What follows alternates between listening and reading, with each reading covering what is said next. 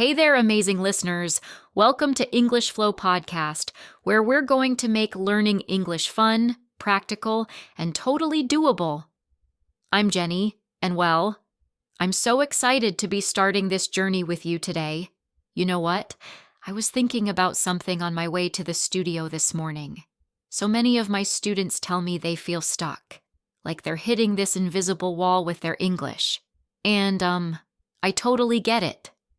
Learning a language can feel overwhelming sometimes, right? But here's the thing. I've been teaching English for over 8 years now, and I've seen countless students break through those barriers.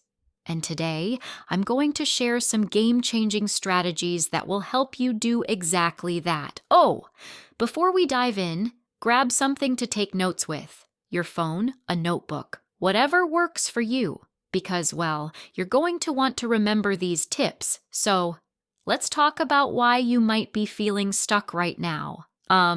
You know that feeling when you're watching a movie in English and you kind of understand what's happening, but you're not catching everything?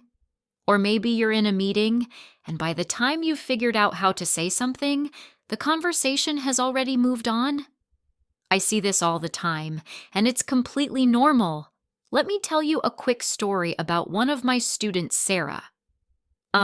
She came to me feeling really frustrated because she'd been studying English for years, but still didn't feel confident speaking. You know what the biggest problem was? She was so focused on getting everything perfect that she wasn't actually practicing. And well, that's something I see happening with so many learners. But here's what we're going to do today. We're going to break down exactly how you can improve your English quickly and effectively.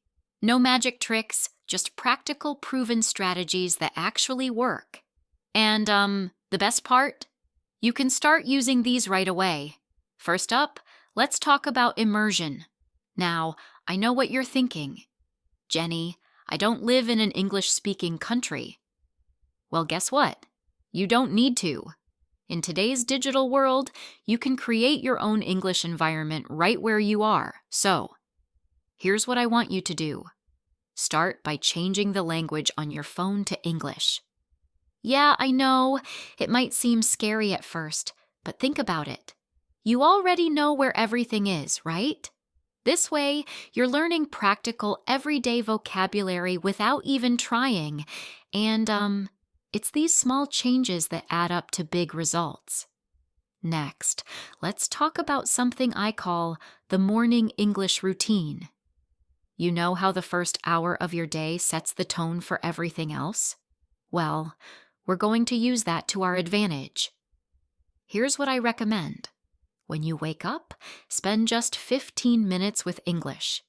It could be listening to a podcast like this one, reading a news article, or even scrolling through social media in English. The key is consistency. Oh, and speaking of consistency, let me share something that really helps my students. Create what I call an English learning journal. But don't worry, this isn't your typical boring diary. Instead, write down 3 things every day. 1 new phrase you learned, 1 mistake you caught yourself making, and 1 small win you had with English. It could be as simple as understanding a song lyric or having a short conversation with someone. You know what's really interesting? Research shows that we remember things better when we write them down. So, this journal isn't just about tracking progress. It's actually helping your brain process and retain information better. Now, let's talk about something that makes a huge difference but that most people overlook. Active listening. What do I mean by active listening? Well, it's not just hearing English, it's really paying attention to how native speakers use the language. Notice the rhythm, the pauses, the way they connect words together. Here's a practical exercise you can try today. Take a short video clip, maybe 30 seconds from your favorite TV show. First, just watch it normally. Then watch it again, but this time, focus on one specific thing. Maybe how the speaker uses intonation to show emotion. Then watch it a third time, trying to imitate exactly how they speak. Trust me, this kind of focused practice is way more effective than just watching hours of content passively. Oh, and speaking of practice, let's address the elephant in the room, the fear of making mistakes. Well, I'm going to tell you something that might surprise you. Making mistakes is actually a good thing. Yes, you heard that right. Every mistake you make is an opportunity to learn. And the people who improve the fastest are usually the ones who aren't afraid to make mistakes. Let me share another quick story. I had a student named Miguel who would only speak English when he was absolutely sure his sentence was perfect. Know what happened? He barely spoke at all. But when he finally started focusing on communication rather than perfection, his progress was amazing. Within just 3 months, he went from being afraid to speak to confidently giving presentations at work. So, here's what I want you to do. Set yourself a mistake goal. Yeah, you heard that right. Try to make at least 5 mistakes every day when speaking English. Sounds crazy, right? But this completely changes your mindset. Instead of being afraid of mistakes, you start seeing them as proof that you're actually trying and learning. Now let's talk about vocabulary, because this is something a lot of learners struggle with. You know how some people try to memorize long lists of random words? Well, that's not very effective. Instead, we're going to use what I call the context method. Here's how it works. Instead of learning individual words, learn phrases and expressions. For example, don't just learn the word consider. Learn phrases like, I'll consider it. Have you considered? And taking everything into consideration. This way, you're not just learning what the word means. You're learning how to actually use it in conversation. Oh, and here's a pro tip. Create your own personalized vocabulary list based on your interests and needs. If you work in marketing, focus on marketing-related vocabulary. If you love cooking, learn cooking terms. The key is to learn words that you'll actually use in your daily life. Let's move on to something that's really important, building confidence. You know what's interesting? Sometimes it's not your English skills holding you back, it's your confidence. So how do we fix that? Well, I've got some strategies that have worked wonders for my students. First, start with what I call safe spaces. These are situations where you feel comfortable using English. Maybe it's chatting with a language exchange partner online or talking to yourself while doing household chores. The important thing is to practice regularly in these low-pressure situations. Then, gradually challenge yourself to step out of your comfort zone. Maybe order coffee in English, leave a comment on an English YouTube video, or join an online discussion group. Each small success builds your confidence for bigger challenges. You know what else helps with confidence? Recording yourself speaking English. Now, I know what you're thinking. Oh no, Jenny, I hate hearing my own voice. Trust me, everyone feels that way at first. But this is such a powerful tool for improvement. When you listen to your recordings, you'll notice things about your pronunciation and grammar that you might miss while speaking. Oh! Speaking of pronunciation, let's talk about something that can make a huge difference in how you sound. It's not just about pronouncing individual words correctly. It's about the rhythm and flow of English. You see, English is what we call a stress-timed language. This means that some syllables are stressed more than others, creating a kind of musical pattern. Here's a fun exercise to practice this. Take a simple sentence like, I want to go to the store.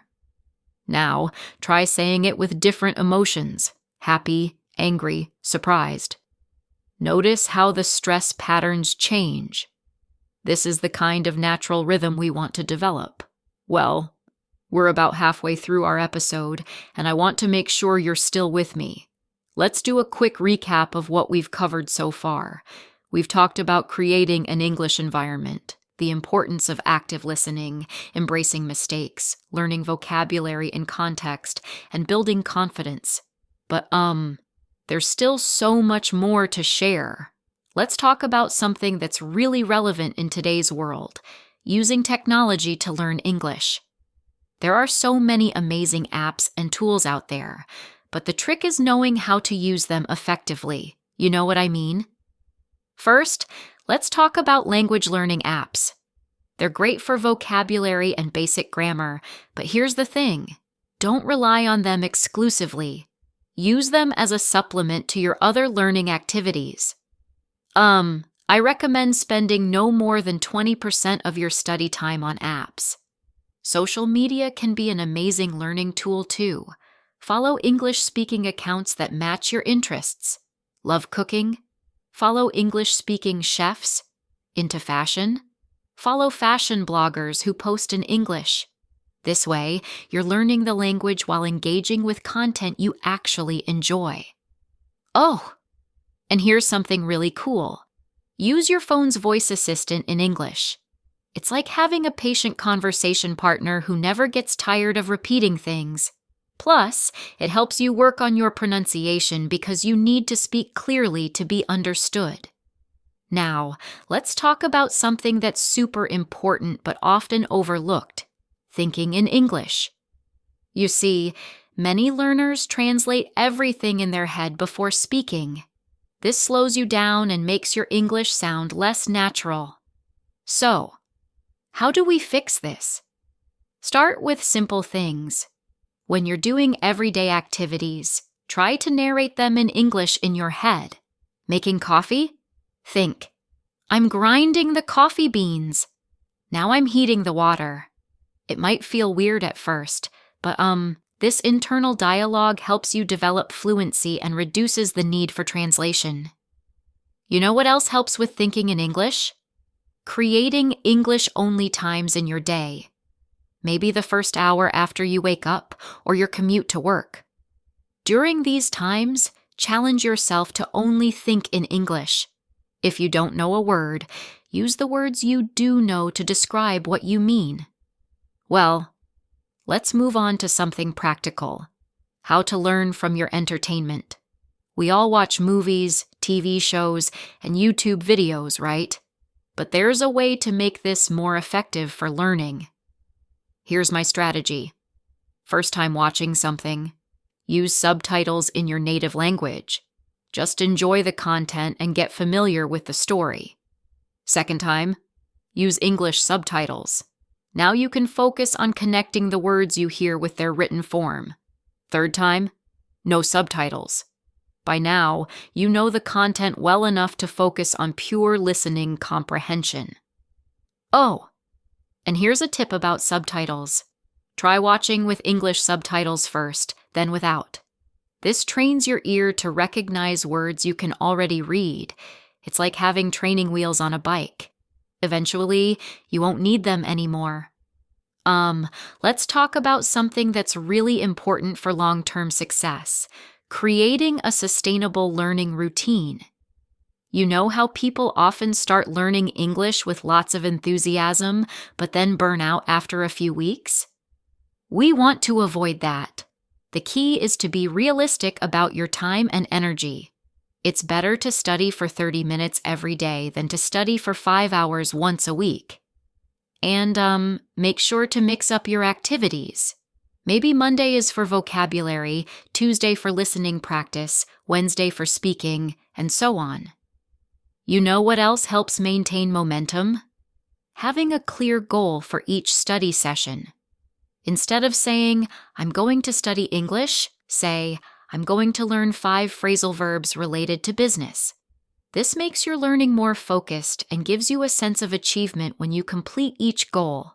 Well, we're getting close to the end of our episode, but I want to share one more important thing: the power of community. Learning English doesn't have to be a solo journey.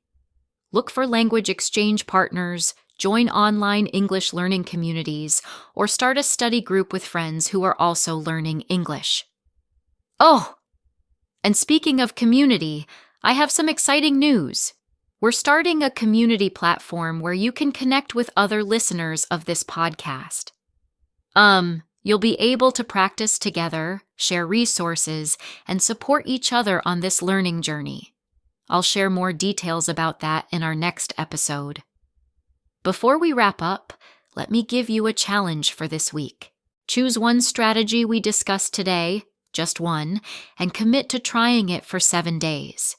Maybe it's the morning English routine, or recording yourself speaking, or thinking in English during your commute. Whatever you choose, give it a real chance. So, that brings us to the end of our episode. I want to thank you for spending this time with me today. Remember, learning English is a journey, and every step forward counts, no matter how small it might seem. In our next episode, we'll be talking about how to improve your English writing skills, so make sure to tune in for that. Until then, keep practicing, stay curious, and most importantly, believe in yourself. This is Jenny, signing off from English Flow Podcast. Take care, everyone, and happy learning!